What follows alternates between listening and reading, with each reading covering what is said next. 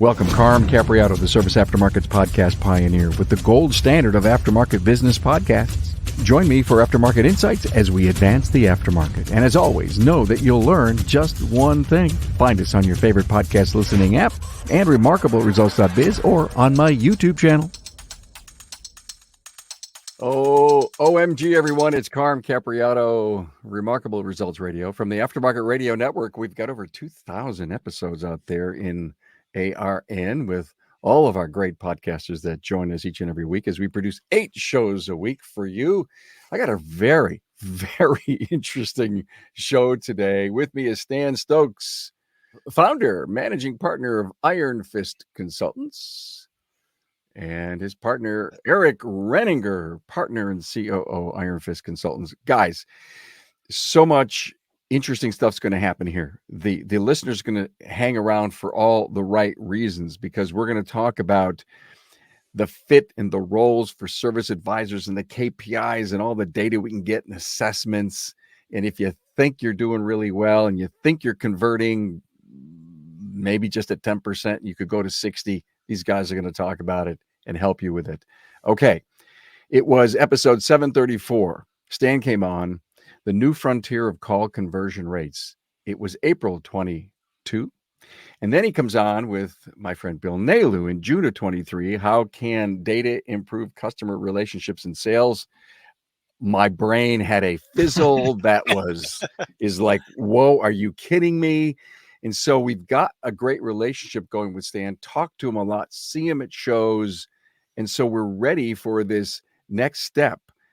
And as I said earlier, isn't it interesting when our gut says, this is the right person? I just got a feel for it. I like their face. I like their smile. I like their sound, but they're not intimate. They can't hold a relationship. They're not selling. And so this is where you two come in. Am I close? You're close. It's good to be back, Carm. Thank you. Really enjoy you allowing us to be a part of this with you in this journey. Yeah. Because it is a journey, right? It's not a sprint, it's a marathon. Yeah. Things are always changing.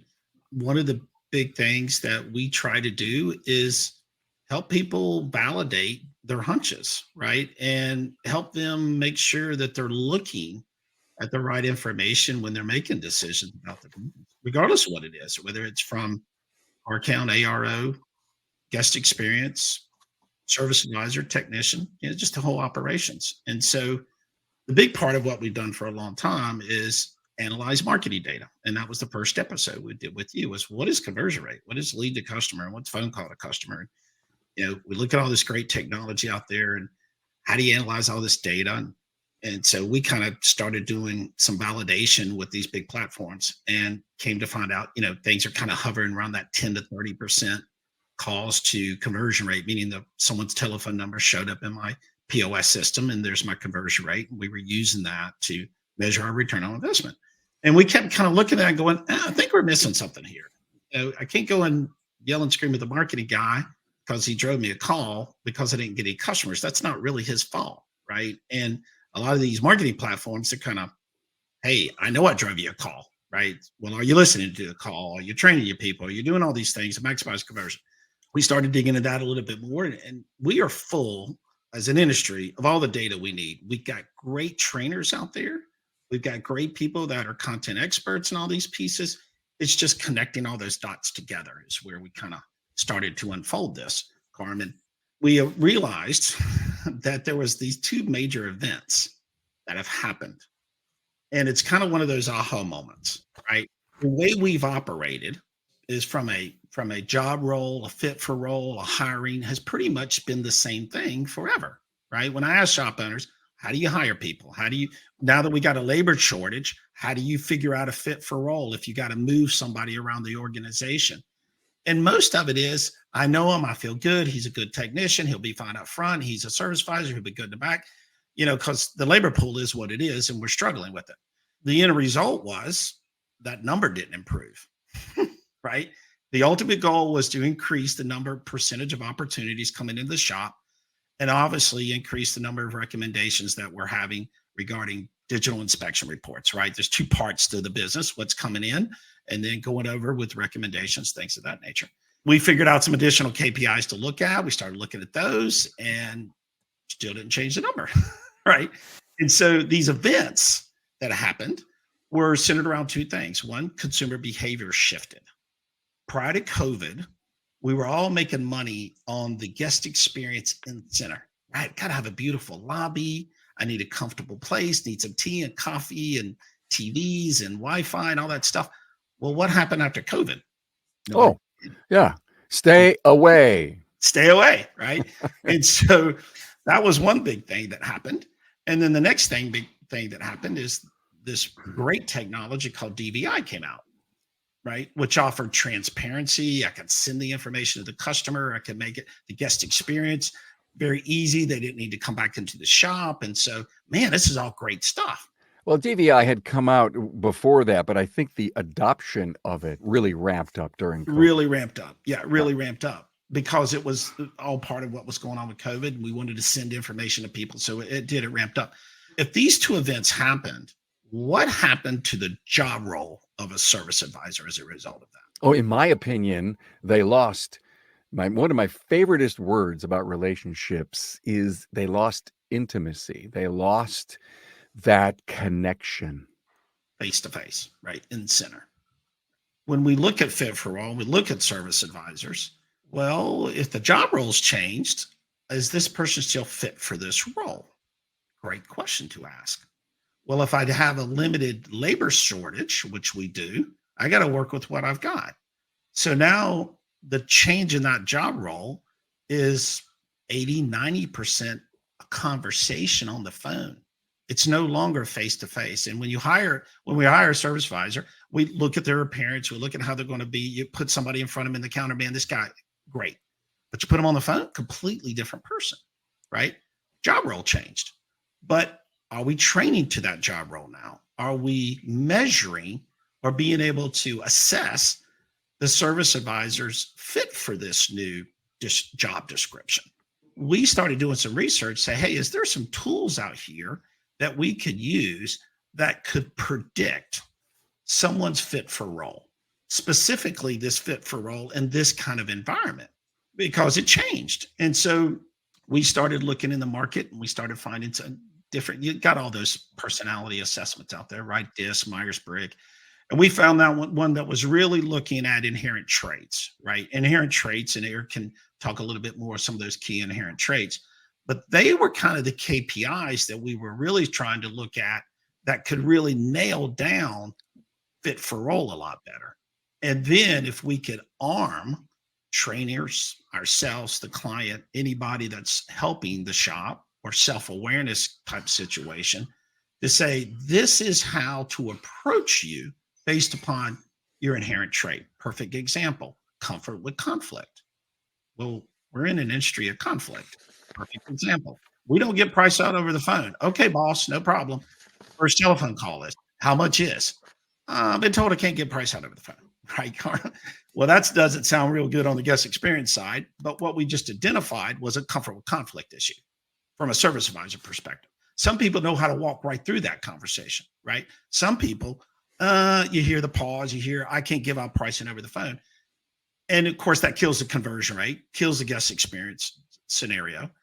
And so we wanted to figure out a way if we could predict that before training, if we could predict that and arm the trainers and arm the customer and their whoever they use, or they use us or someone else to train their team, if we could arm them with that information, we could validate how you approach somebody with that training content. Does that make sense? It sure does. Way back in the day when I did a lot of studying on DISC, just as a quick example, no matter who it is that you're selling, because DISC, in my mind, always taught us about a communication style. Maybe people call it personality, but still that's how it comes out.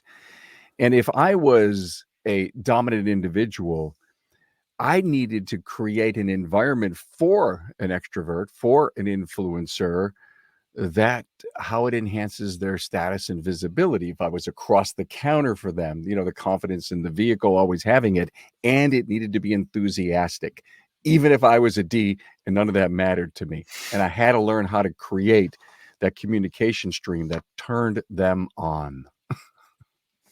Yeah, absolutely. And Eric can certainly talk more about some of those things. Eric, maybe you could share just some of the other things we're finding out by utilizing these tools and how it's impacting things outside of comfort conflict. I know we've got some of the other KPIs that really help us identify, again, the approach to take with people. Yeah, first and foremost, super exciting to be able to, bring this kind of insight to the industry. Been at it a long time like you, Carm, and I personally, and we at Iron Fist Consultants actually use the DISC, right? I use DISC. I think it's a very good vocabulary to establish. It's it's kind of like the Rosetta Stone. We learn how to talk about people's personality types, and we learn how to identify certain things. We can be adaptable, chameleon like, as you said. You want to be able to relate to the person that's standing across the counter. So all of those have value. The predictive insights, that the assessment that we use, I think, is something as a leader in an organization, maybe a regional manager, general manager of a center or multiple centers. If he or she isn't getting results from his team, and his or her boss had the insight to say, let me see what their enterprising is, right? And enterprising is a very proactive far on the left versus a very responsive person far on the right. And then there's obviously sweet spots in the middle of that where a person can be proactive when needed and then be reactive when needed, like in a conversational selling environment, where you ask me a question, I respond, that kind of thing, or ask a separate question. But someone who's very proactive in that regional manager scenario, very enterprising. Think of an entrepreneur, someone who has great ideas and then just expects everybody else to get it. That's a great example, right? I have a great idea. I just assume everybody else is like me, Carmen. I walk away saying, I want to do X, whatever that is. We want to implement a new loop-centered digital vehicle inspection process. Great. I've got these great ideas. He's got one or two ideas and he walks away. He expects it to be done. The problem is, because he's so enterprising, he has a vision in his mind that's got 5 or 10 steps. We expect it to be done in those 5 or 10 steps. The problem is he lacks the ability to communicate to you or me. I'm very operationally driven, very check the box kind of guy, very things in order kind of guy, need process, develop process because I need it, right? But that person who's receiving it, if he doesn't get that, he or she may be off doing whatever, come back and the regional manager blows up at him. He's so enterprising, he doesn't get that he needed to give them a roadmap or a ladder to help them step by step to get to his end goal of a 10-step DVI process in the loop center. Wait a minute. Can't you read my mind? How many times have we heard it, right? I mean, seriously, I think so many of us that are quote, quote, enterprising, I love that word, entrepreneurial, and visionaries. I'm kind of guilty of this. Tracy, I got an idea and boom. And it doesn't get done because I never really told her what my expectations or ideas would be. And maybe, oh, Dad, you want us to build a house? Is the foundation going to be slab concrete, blocks? I mean, what's it going to be? Basement, no basement? Are we cold climate, hurricane rating? Do we have any sort of seismic activity to worry about? Right, all of that. I just want the house. That's enterprising versus an operationally minded person or someone who's more grounded towards the center. And again, as Stan, I think, pointed out very eloquently, the role matters. The expectations of the role matter. And right, Stan and I, as an example, we did this for ourselves. Stan, I don't know how many years ago, 4 years ago or so, we took this test when we started digging into this particular. We took this test to see how he and I interacted. And it's funny now when he and I are talking about whether it's something client related or something internal with our business, he'll often say, "Listen, this is my enterprise brain coming out, Eric. I need you to figure out the steps. Like, I'm just telling you, it needs to look like a house, right? Like you said, it needs to have a foundation. Maybe we're going to have a basement or a crawl space. After that, I want a roof and want it dry. Figure everything else out." So Eric goes to Stan and Stan says, handle it. Well, from a step standpoint, yes. Yeah, right. But that's good that we understand what we're great at, what we're hardwired to be able to deliver. And that helps he and I as partners to be able to communicate at a level that produces results rather than produces frustration. And that's, I think, the thing that this tool can bring to this industry in a way that has never done before, the frustration piece, right? You've heard the old adage, people don't leave bad jobs, they leave bad bosses. Well, typically they leave bad situations, and bad situations are created from this misunderstanding that comes from being misaligned with your natural tendencies. Hey, it's no secret. We're facing a technician shortage, and Napa Auto Care has a solution with the Napa Auto Care Apprentice Program. The program was pioneered by one of our own. Pete McNeil and master technician Jake Sorensen from McNeil's Auto Care in Sandy, Utah, realized that the problem of not having technicians available for hire was not going to solve itself and decided to take action and look at a different audience of individuals available for hire. A focus was put on younger individuals with the right passion, desire, and attitude to work in the automotive repair industry. Jake and Pete sought after these individuals and developed a technician apprentice program to give them the training needed to become a successful technician in today's world. The Napa Auto Care Apprentice Program includes a comprehensive 9-stage curriculum that includes a variety of types of training, and they are classroom training videos exclusive to the apprentice program. Now, these videos provide in-depth training from a successful master technician.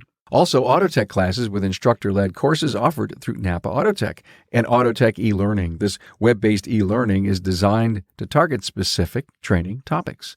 And finally, hands-on learning. The apprentice will apply the skills gained from the classroom training videos, Autotech instructor-led training, and Autotech e-learnings in the shop with the guidance of a mentor. The apprentice program curriculum is competency-based, meaning an apprentice can move through each stage at a pace that best suits them. Most apprentices complete the program within 2 years. Upon completion, apprentices will have earned ASE G1, A4, A5, and AC certifications, adding industry validation to the skills an apprentice acquires. Look, having an apprentice in your shop will ultimately benefit your bottom line as they advance through the program. And in most cases, as the apprentice develops their skill set producing billable hours, you'll begin to see a growth in your gross profit by stage 5.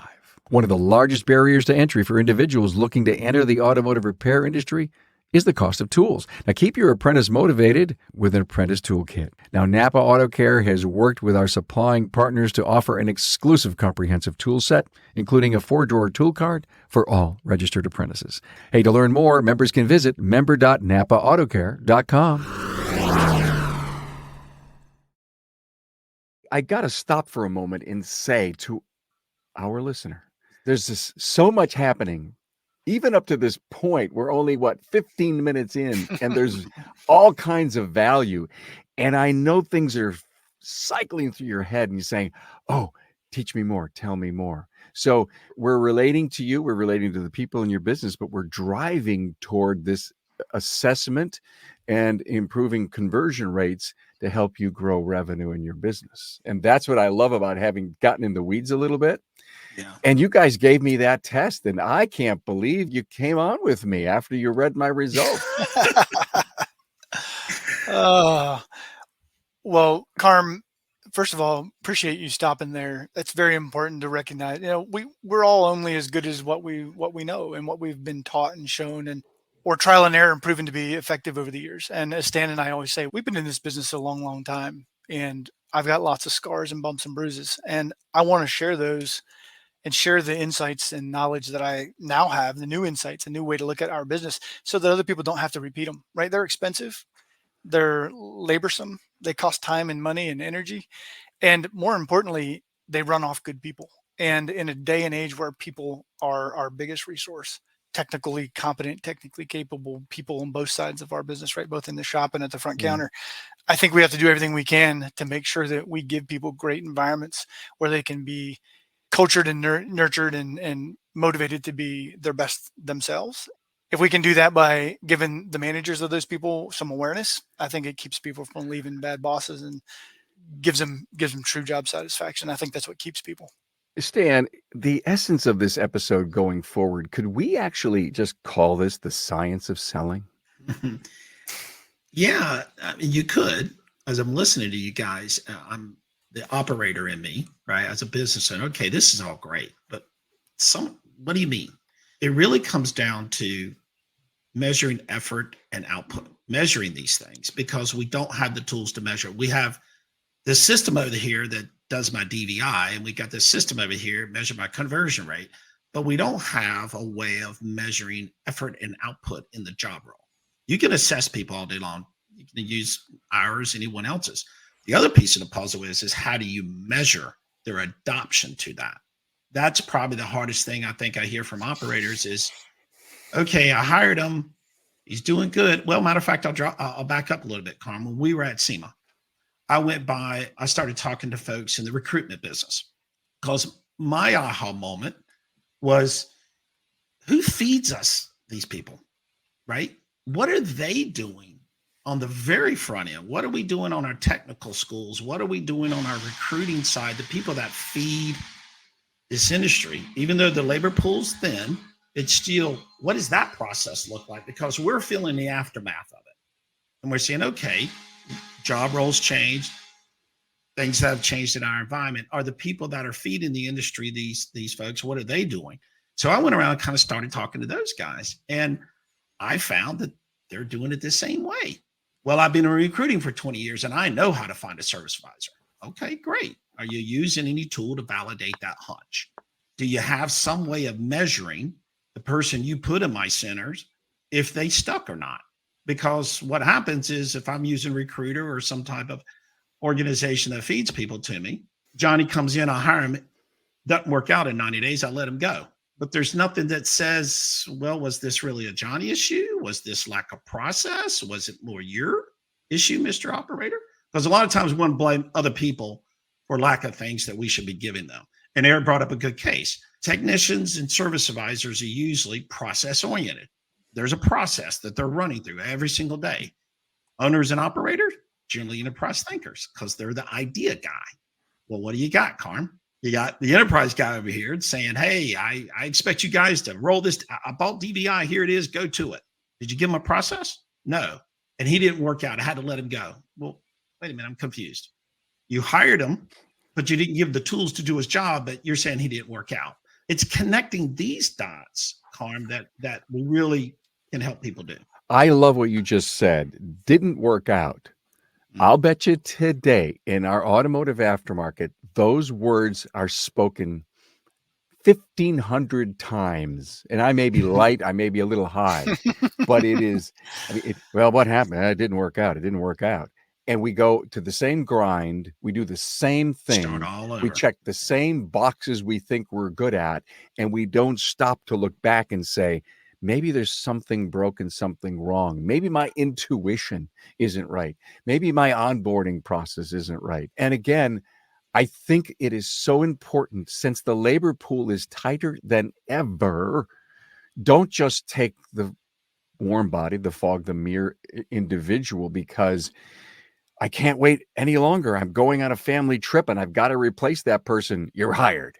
But if you had those assessment tools on the way in, you could be saying no quicker than yes. Yeah. And so I love where our industry is heading. I love what you're bringing to it.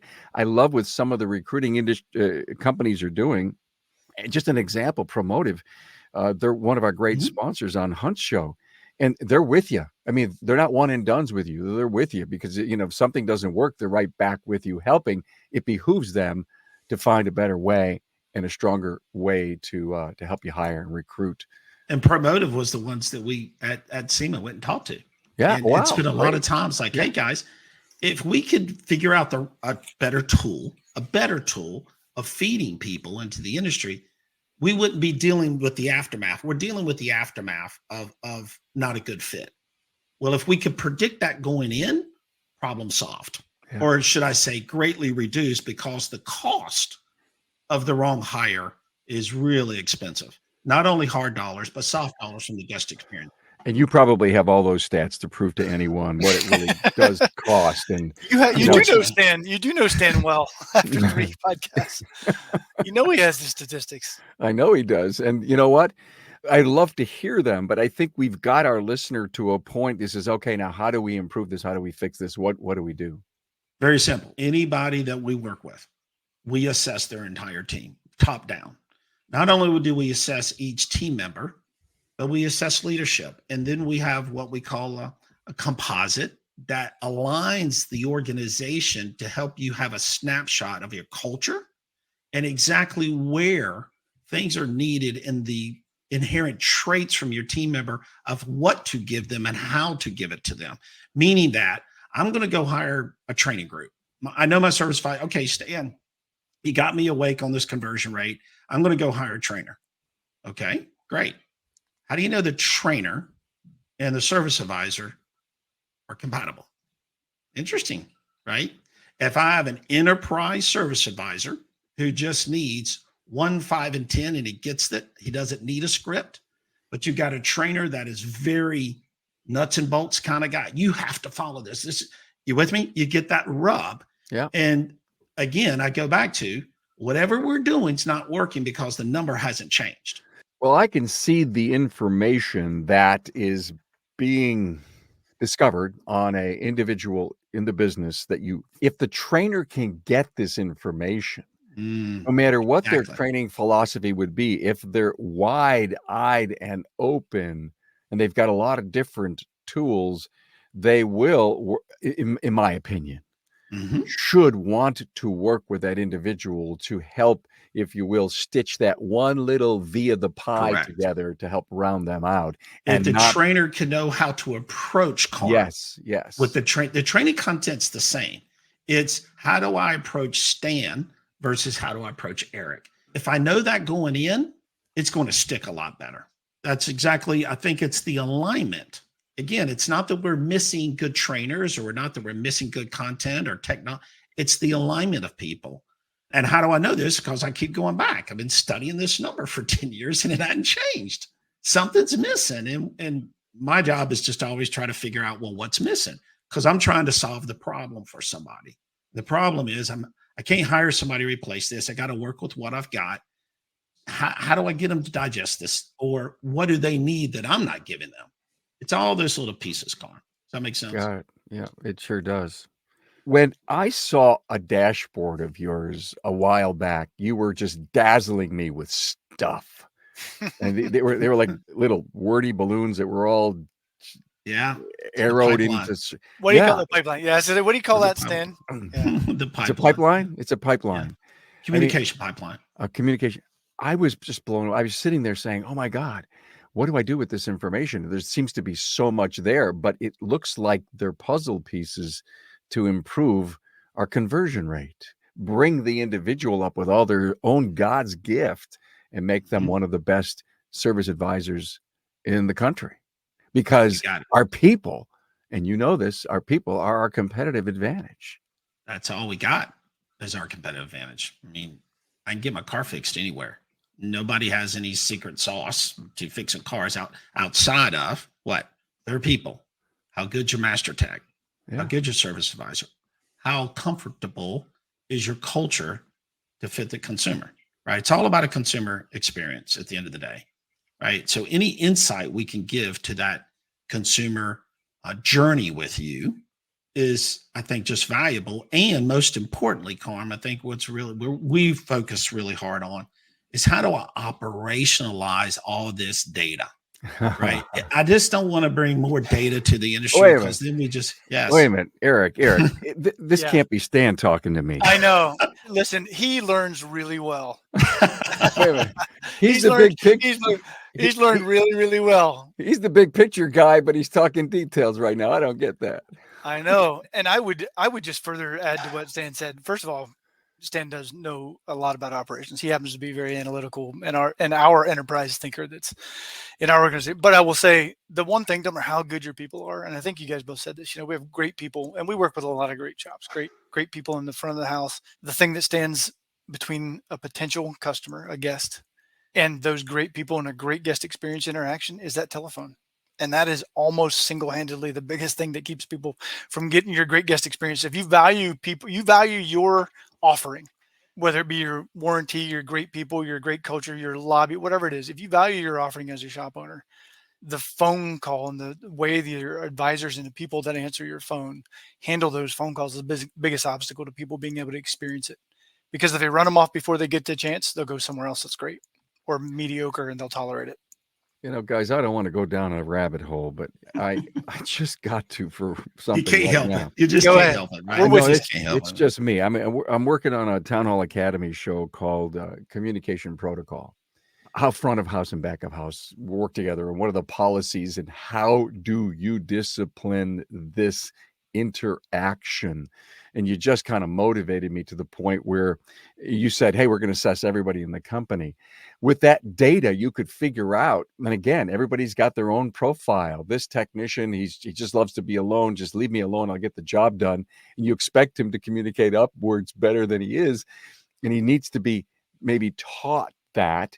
And then you've got your extrovert who wants that energy going and he can't get it. So what's the protocol when it doesn't exist? And part of the thoughts that I had was if we could all get together as a company and put up our what our strengths are as communicators in this company and say, listen, this is the family, this is the work family. And it's not like it's the home family where we can't get along sometimes because we're unwilling to learn and listen and love our team. We have to learn, listen, and love our work family if we want to really be incredibly successful and have a great career. And so I'm playing around with this to do a show, and maybe I explained it all and just gave everyone an important step. Get together, take the assessments, learn how to love. How about that? Learn how to love. I like that as well. I like that. And one thing I found that it does for us, even internally, is it allows us to recognize when we're in one of our extreme categories. Let's just say enterprising or independence, right? Where we're in an extreme. It helps us communicate because, again, that composite, Stan mentioned composite. And what it does is it puts everybody on the same scales. Where you fall, far left, far right, right in the middle, well balanced, or some fringe, right, between either of those extremes. And it allows you to have, if you're willing, right, Carm, this is like any piece of information. To build your house that you mentioned earlier, right? I can lay the hammer down there and it'll lay there for millennia if you're not willing to pick it up. Same with this tool. This tool is no different. If you take it and get your composite and abandon it, it's as useless as what you've put into it. But if you adopt it and pick that tool up and try to build a stronger house, it will give you that ability to communicate in a way that's meaningful, in a way that's career building, in a way that's people building, in a way that's relationship building. We've seen some really remarkable results. So if you'll use the tool, and we have I believe you met Darren before, guy like him that's adopted it, assesses everybody that he has true potential in hiring and believes in communicating with them in the way that they're desired to be communicated with based on the personality types. When you use it and adopt it and use it as the tool and the resource that it is, you can have remarkable results, such as your podcasts. Damn. What a plug. What a plug. Man. All right. I'll send you a check. I'll send you a gift card to some kind of English pub out there. Yeah. Eric lives in England. Isn't that cool? I do. Far west of England, near the Welsh border. Yep. We were just talking about that before we started. But yeah, I mean, the tool's only as good as the effort you're willing to put into using it. I'm with Stan Stokes, founder, managing partner, Iron Fist Consultants, and Eric Renninger, partner and COO, Iron Fist Consultants. They are at ironfistconsultants.com. Got it right now. Help me put a bow on the KPIs, Stan. Yeah. So the bow on it is, as I say all the time, hey, man, thanks for introducing me to all this. How do I operationalize this? What is it that I need to do? One, assessing people is one thing. It's having the ability to measure the effort and the output of that assessment. Okay. You interview someone, you think they're going to be great. Well, what tools do you have to measure someone's effort and output in their role? We are launching we have it now, but we'll be launching a little bit deeper later after the first of the year. But our process and our system allows you as a shop owner to measure the effort and the output. That's the key. I did an assessment, says he should be doing this. Now I need a tool that says, is he doing this? Because I want to build compensation or whatever it is. I got to compensate people. Maybe I'm struggling with the idea of moving to an incentive-based pay because I can't afford the salaries everybody's sitting up on, and business has changed. So now we're incentivizing people to be a part of the gross profit or be in some type of bonus. But I want to leverage all of that, right? How do I do it? We have the ability to not only help you assess your team, but then we have the ability to measure that effort and output and operationalize where you should be moving and not be moving based on that. That's the bow, I think, at the end of the day is great stuff. What do I do with it? How do I use it? That's how you use it. You got me thinking pretty deep. How can you do that? Okay. So if you were going to engage or measure my effort, are you following me around my office and watching me work? No. Basically, as I said, the majority of our business transactions today are through some type of conversation.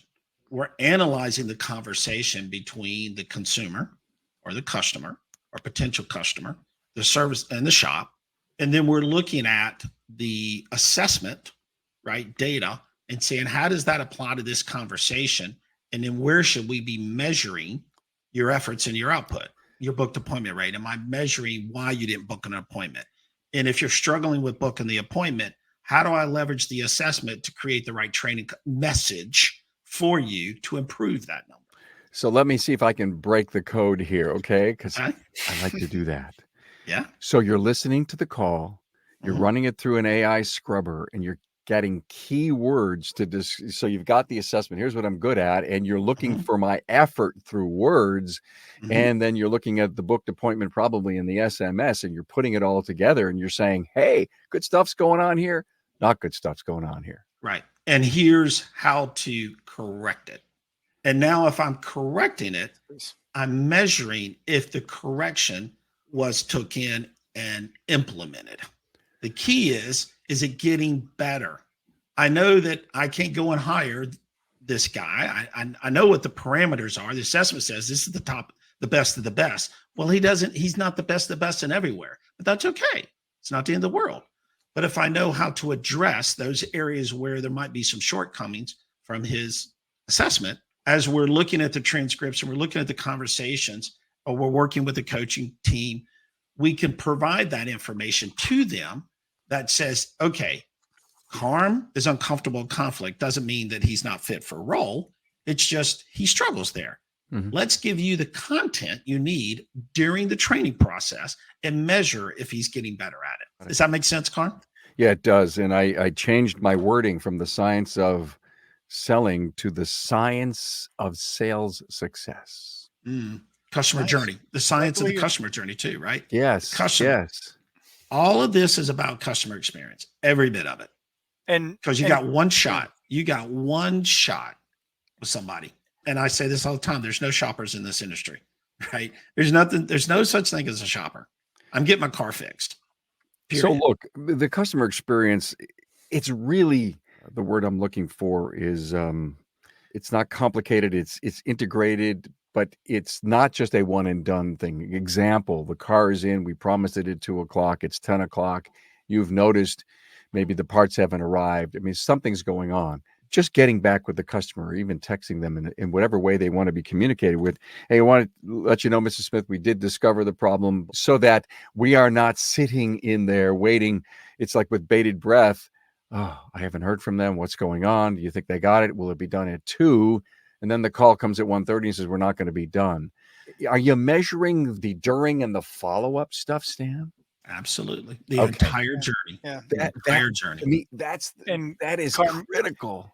Carm, think about you just had a great example. You made a proactive call at 11:00 to tell Mrs. Jones that her part may be delayed. Would it be okay to keep the car for another hour or two, right? And you promised another follow-up, right? Some other promised time, something. That's a 30-second call, more than likely agreed to some sort of prolonging in her appointments, or you've arranged a ride or whatever the resource you have available to you. You've done something proactively. It took 30 seconds. Guess what? When Mrs. Jones calls at 1:30, as you said, she gets a hold of the receptionist at the front. He or she takes the call, talks to Mrs. Jones to understand what's going on. That's 30, 45 seconds. Now all of a sudden you put you on hold. She goes to find Eric. He's in the back shop. That's another minute. Mrs. Jones is on hold. Think about how much time you save in your day when you, and again, stand our analytic times, right? Think about the length of calls, the amount of time that it takes. When you're proactive, you can get done with a call that is doing, as you said, rescheduling, giving an update, 30 to 45 seconds. When you have one that comes in that blocks up the phone lines from a person in need, the person that's broke down alongside the road with his family on the way to a soccer game or a graduation, the person that needs to talk to you, that needs real help. When you spend 3 minutes put on hold, 3 people get toggled to till they finally get to you for you to make an excuse why your part didn't come. The time that you lose in your day it's shocking. We'll talk about the statistics on that on another day, but the time of that process is shocking. And I'm glad you brought it up, but I'm glad you brought up terrible. That proactiveness. I mean, hello, I am the virtual call assistant. This call may be recorded. Yeah, come on, you're killing me. You just want a simple yes or no, and you're right. And we're so time bound today. We're unwilling to tolerate it. And on our very own, sitting in silence on hold, we're developing an attitude, or at least an intolerance. Yes. Yes. Yeah. And Stan, I didn't mean to interrupt. No, you're spot on. Carm asked you, but he asked you a direct question about monitoring outbound calls Yeah. and approvals calls. When you're calling to review the DVI, and we've got some interesting stuff there as well. Right. Again, it's measuring the conversation. The first conversation is, let's get you accommodate your schedule and get you to take a look at your car. The next conversation is, what's going on with your car? The role of that changed. That used to be, well, you want to wait? Yeah, I'll wait. We call them waiters now, right? There's nobody waiting. Better yet, they don't even want to bring their car to you. And can you come get it? So the consumer, I read this thing that what has Amazon done to our society? Amazon has created this instant gratification, need results now. So we are wired this way. You mean I can order this on Amazon and it will be here this afternoon? I just set my expectation for every other thing that I do business with. You got to look at all this stuff and you got to figure out from an operational process, how do you manage this? Right? Well, the first way you manage it is to get an idea of how bad it is or how good it is and look at those things. And that's measuring what's going on. Then it's measuring the protocol, right? So I'm measuring the call. Are you booking an appointment? Are you not? We're looking at the process, the SOP. Do you have a trainer? Do you not? Do you have an operations guy that could come in and help you? There's a gazillion of them out there. Again, we're just giving them and you the tools to measure the effort and the output of whatever that is. So it looks to me like Iron Fist Consultants helps you manage your chessboard. It's a nice way to think about it. Nice way. Yeah. You just described that to me. You just said there's all these moving pieces and they all have a discipline, a way to move, a strategy behind them, a reason to climb to the other end of the board and capture the king, make that the king is the customer. And we got to do all of this stuff. And it's got to work like, oh, it's just warm butter. That's the repetitions thing, right? That's your 10,000 hours, your Gladwell, your 10,000 hours of perfection. Repetition, repetition, right? Yeah. And you're so good at this. How did you get this good? Oh, I was born, I just decided to do this yesterday and it came natural. Wrong. Yeah. And that's the point. The whole point of this thing is it's a kind of a great summary.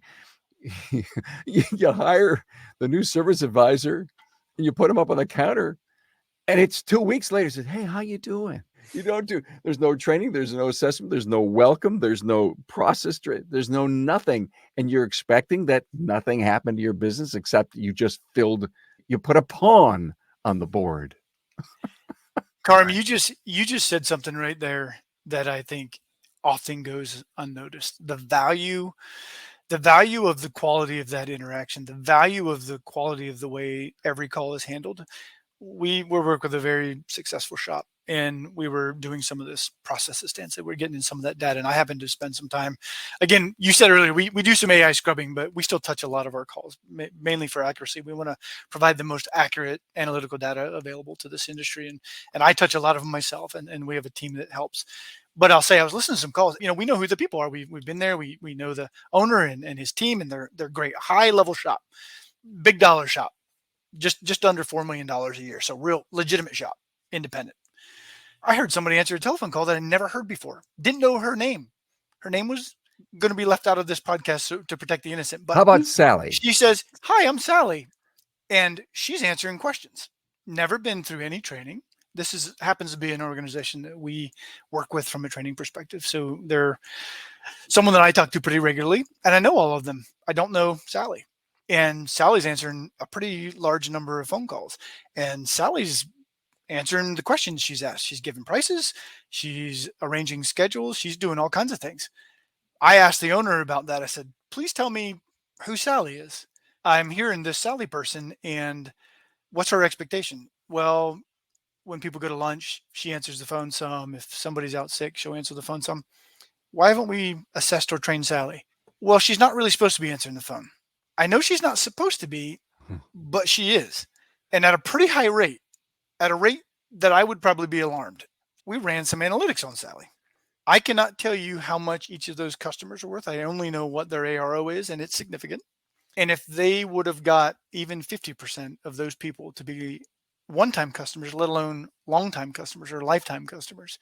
The value of the people that she ran off, Carm, is probably 6 figures. Wait a minute, that she ran off? Just couldn't convert. She's giving people prices, right? Hey, Carm, how much is a Oh, XYZ? And she's dumping the price on them. Hey, got can it. I book you an appointment?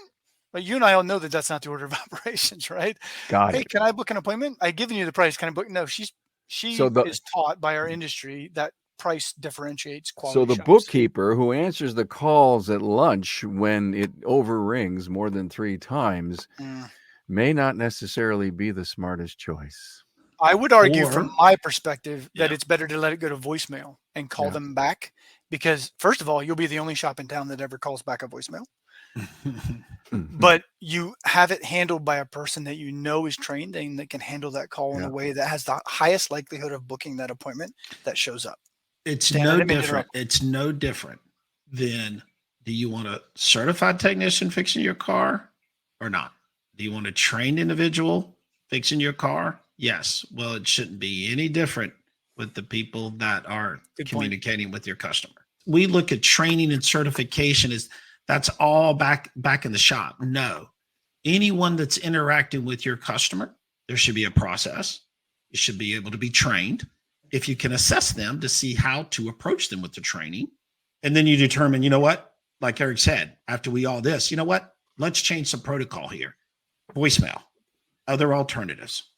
That's the operational piece, right? That's That's the operationalizing operational piece. a concern. You get some data. It shows you that this person's not converting at a level that would meet your expectations.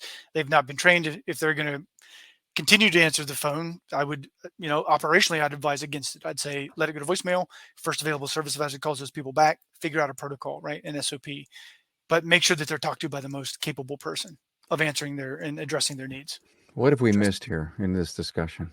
I'm sure something, pal. We always, Trust me, I get it. I mean, you're going to call me later and you're going to say, we should have done this and this and that. Well, we'll No, come I back think and we'll this do is- this. No, you won't. But- Well, but here's we know the deal. we know we'll have an opportunity. This to is do an that again. ongoing living type of thing. There are a lot of answers in this podcast for our listener, but I also think the motivation of discussing this again and continuing to move people down the road to the science of sales success by bringing in data assessments, analytics, dashboarding, and all that stuff takes what we're doing in the bays to find the need for training and keeping our guys is on top of everything that has to do with technology of the vehicle, that we have to have this at our front counter. I don't think we're going to ever get away from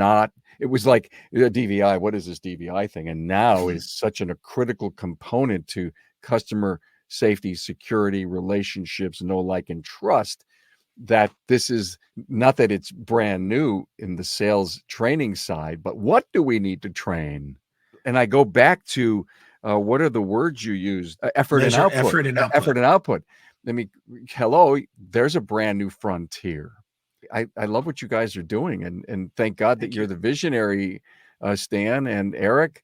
You got to move the chairs on the deck of the Titanic for him, before it crashes. Well, I'm proud to have a partner like Stan, and proud to be. Thank you for that. We look forward to additional conversations here. Bring some case studies. Business, I want you to bring some case studies the next time, okay? For any business owner, Carm, the investment that we have to make in the back of the shop to continue to keep great quality technicians, people that are trained, the rate that technicians earn now is as high as it's ever been, and is probably going to continue to increase as the shortage of available quality people goes down. So for a business owner who's making that kind of investment on the back of the house, the only way to keep the front of the house, to keep those people fed, is to have the front of the house operating at the same level. If you want to have a master tech that can book 100 hours a week, you got to have a service advisor equivalent of that. And that's a person that books appointments at probably 80%. I know it sounds crazy, but we've seen them, right? They're the right person in the right environment, given the right training, with the appropriate amount of self-awareness and self-focus and dedication to their craft. Let we've that seen people sink hit in.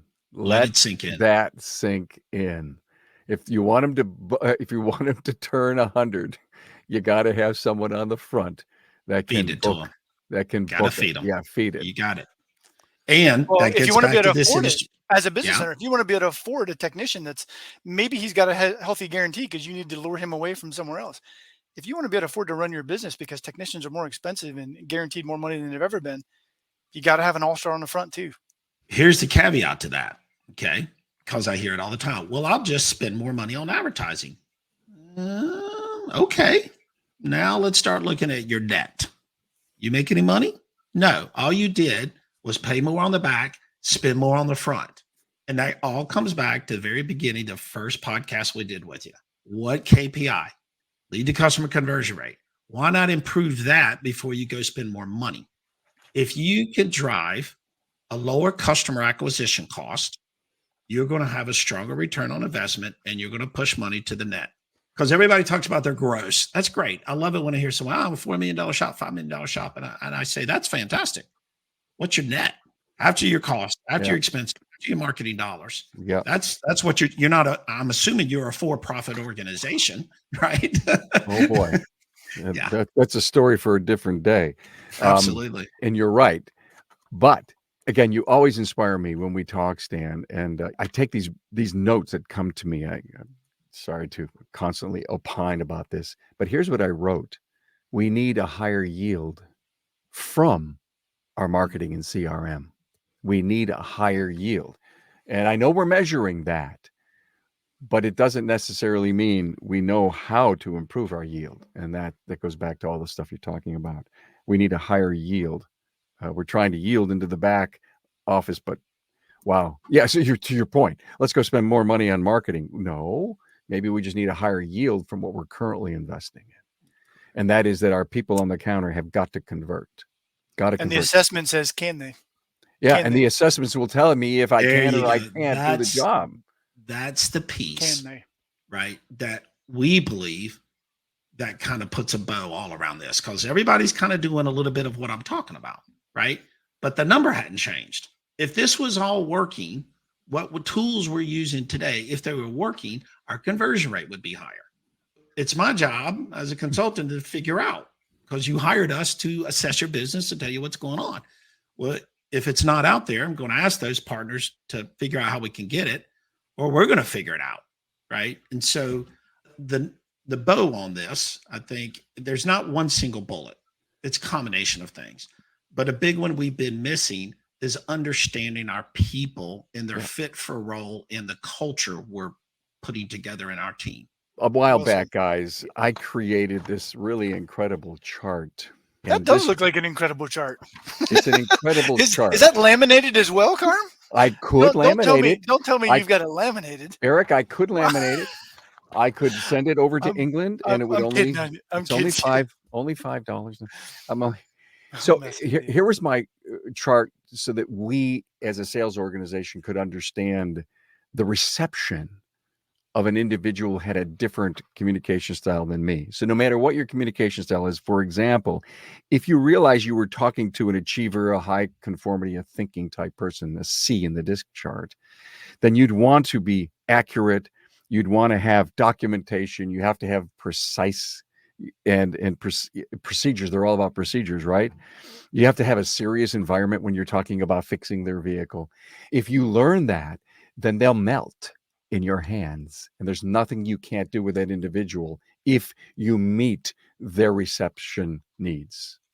And 100% accurate. I'm getting ready to publish this and it'll be available on my website. So anyway, because we've been talking a lot about this communication styles and assessments and stuff, including what you guys are bringing to this. Guys, it was great. Stan Stokes, Eric Renninger. Renninger, you got it. Renninger, you got it. You read it. Renninger, that's right. Renninger. It's an ongoing thing. I can't say your name in this episode. I'll tell you what, we'll do a couple more and we'll get it by the end. We'll be fine. IronFistConsultants.com. Guys, eye-opening as always. Thank you. Appreciate your time.